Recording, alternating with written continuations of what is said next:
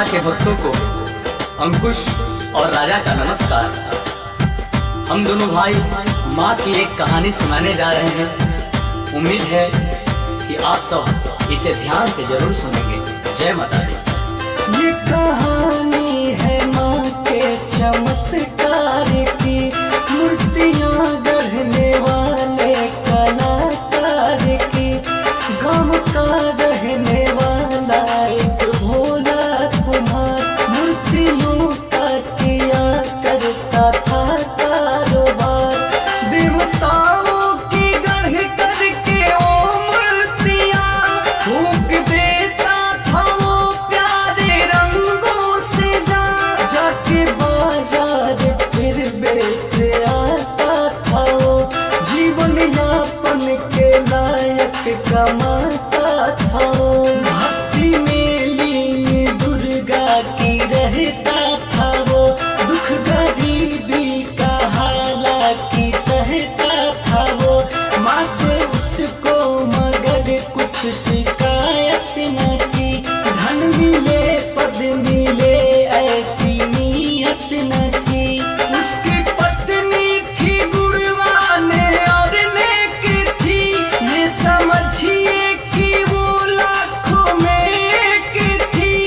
छोटा व्यापार था पर न थे वो दुखी, मूर्तियाँ बेच कर थे वो दोनों सुखी। एक 9 माह का प्यारा बच्चा भी था, गोरा सुंदर व सेहत से अच्छा भी था। जान बच्चे में उन दोनों की थी बसी, उसकी सूरत थी आँखों में उनके धसी। दोनों खुशहाल थे दिन गुजरते रहे, भक्ति माँ दुर्गा की दोनों करते रहे। सच्चे भक्तों की लेती परीक्षा है माँ, डाल कर दुख में करती समीक्षा है माँ। एक दिन माँ के मंदिर से आकर के वो मूर्तियों खातिर मिट्टी भिंगा करके वो दोनों पाँव से अपने लगा रोदने, ताकि मूर्ति के गढ़ने के लायक बने। व्यस्त पत्नी भी खाना बनाने में थी, घर में पत्नी का अपने निभाने में थी। आगे क्या होगा इसका ना आभास था, बच्चा सोया हुआ था वहीं पास था।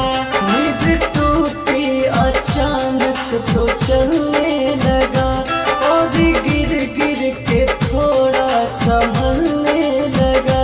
रोदता मिट्टी उसका पिता था जहाँ, रेंगता रेंगता बच्चा पहुँचा वहाँ।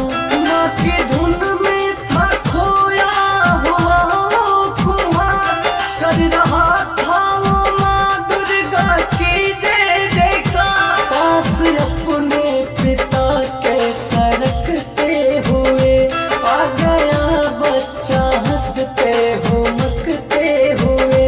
और बढ़ता गया और बढ़ता गया, मिट्टी पे धीरे धीरे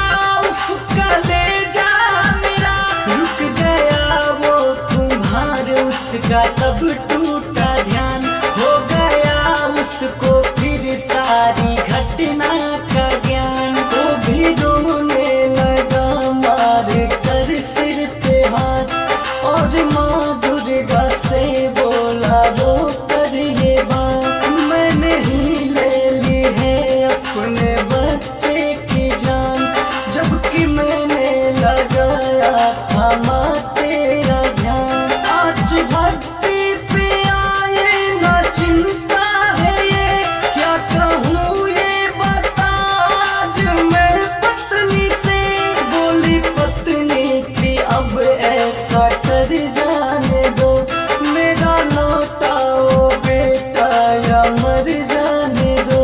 माँ प्रकट हो गई उनके पास आ गई, लाल जो मिट्टी थी अपना रंग पा गई, शेरा वाली ने अपना दिखाया प्रताप, एक मूरत बनी मिट्टी में अपने आप, बच्चे के शक्ल से मिलती थी हूबहू, कर दिया फिर उस मूरत ने चलना शुरू, यानी कि जिंदा बच्चा था वो हो गया, हो गए खुश वो दोनों करिश्मा हुआ।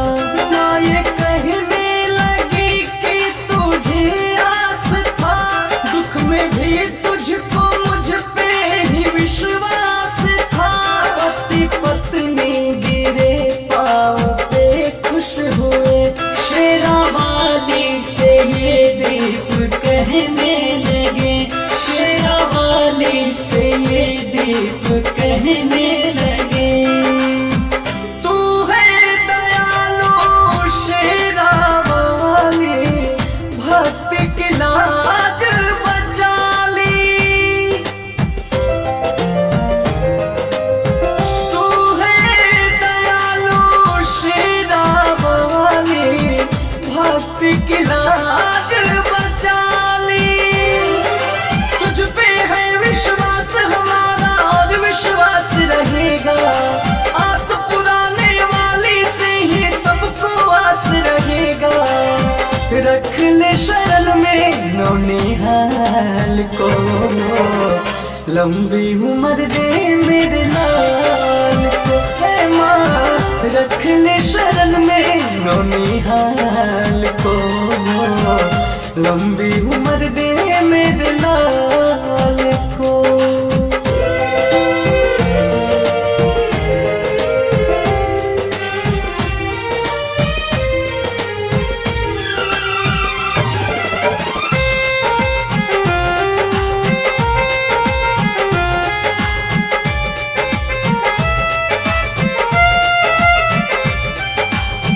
हम हैं मैया भक्त तुम्हारे, आते रहेंगे तेरे द्वारे,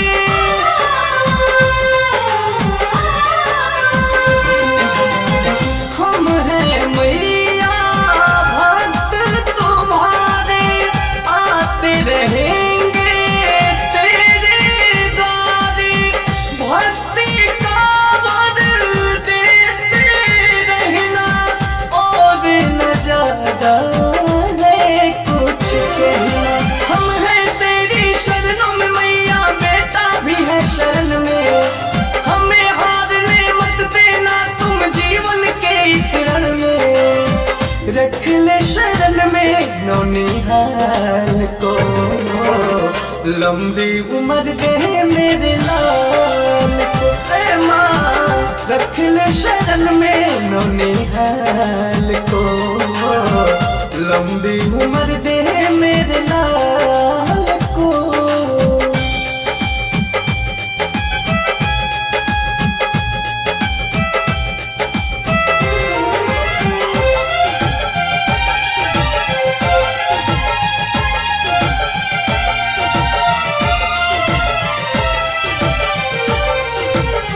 बहुत दयालु बहुत निराली तुम हो, अद्भुत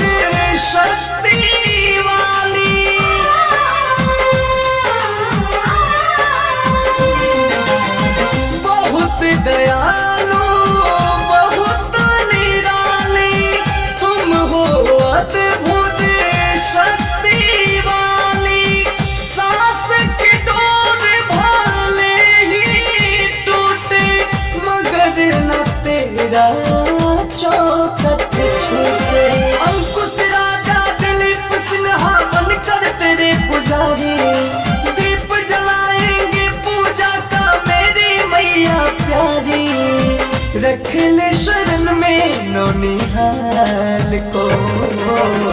लंबी उम्र दे मेरे लाल को, ऐ माँ रख ले शरण में नौनिहाल को।